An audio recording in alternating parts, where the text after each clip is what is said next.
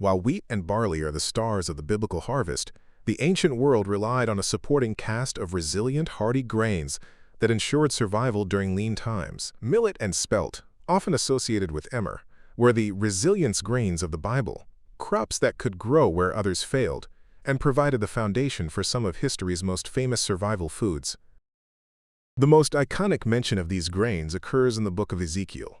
During a time of siege and extreme hardship, God instructs the prophet to create a unique survival loaf. Ezekiel chapter 4 verse 9 says, "Take wheat and barley, beans and lentils, millet and spelt, put them in a storage jar and use them to make bread for yourself." This famine bread utilized every available seed to create a nutritionally complete, albeit coarse, food source. Beyond survival, these grains were valuable commodities. Ezekiel chapter 27 verse 17 records that Judah and Israel traded wheat of Minnith, millet, honey, oil, and balm with the great merchant city of Tyre, proving that these were essential components of the regional economy. To understand these grains, we have to look at their ancient roots. In many biblical translations, spelt, triticum spelta, is actually a reference to Emmer wheat, triticum dicoccum, one of the first domesticated cereals in the Fertile Crescent. It was a hulled grain, meaning its husk adhered tightly to the seed and required intense pounding or roasting to remove. Millet, likely referring to common millet, Panica miliacum, this grain is incredibly drought-tolerant and fast-growing, making it a reliable backup crop in the semi-arid Levant. Because wheat was often viewed as a luxury and barley as a standard staple, millet and spelt were frequently the grains of the lower classes and the commoner. They were the field forage that could be grown on marginal lands that oxen or donkeys could not easily reach. In the military, these portable grains were often parched or roasted, or kali, to serve as long-lasting rations for soldiers on the march. In the biblical kitchen, these grains were rarely eaten alone. Instead, they were used to stretch more expensive flours. Just like Ezekiel's recipe, they were ground and mixed with wheat or barley to add bulk and nutrition.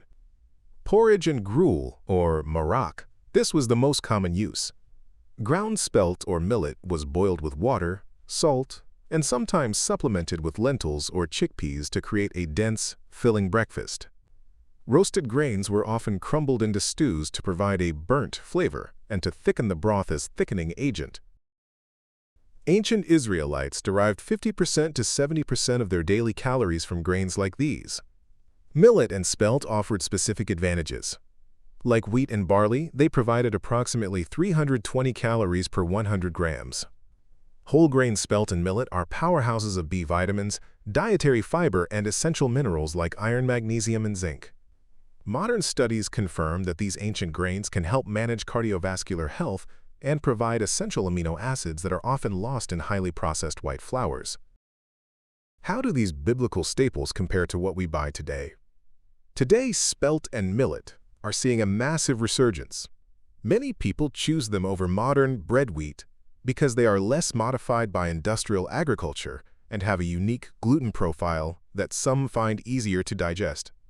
Ancient consumers ate the entire grain, including the bran and germ, because stone grinding didn't separate them.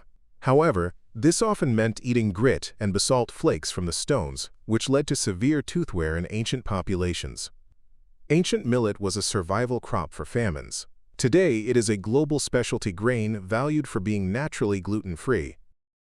Millet and spelt remind us of the resourcefulness of the biblical world. They weren't always the first choice for a royal banquet, but they were the grains that stood firm during drought, siege, and famine. They prove that God's provision often comes in humble, hardy packages. As Psalm chapter 147 verse 14 reminds us, He grants peace to your borders and satisfies you with the finest of wheat. Whether it was the finest wheat or the hardy millet, every grain was a gift for the journey. Like and subscribe for more deep dives into the archaeology and foods of the Bible.